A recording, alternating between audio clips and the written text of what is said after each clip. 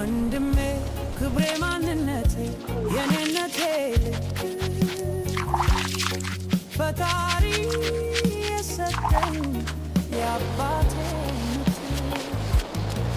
ወንድሜን የመሰጠት ጸጋን ፍቅር በተሞላው ጽናት የታደልከው አጨብጨብ ለራስ ወጋግራ ሀገር ህዝቤን ባዩ በወጀብ መካከል እንደዋዛ አይደለም ተካዩ ላብህ የፈሰሰው ፈተናም ማይፈታ ስቃይ የማይረታ እናት ማለት ህይወት ናት።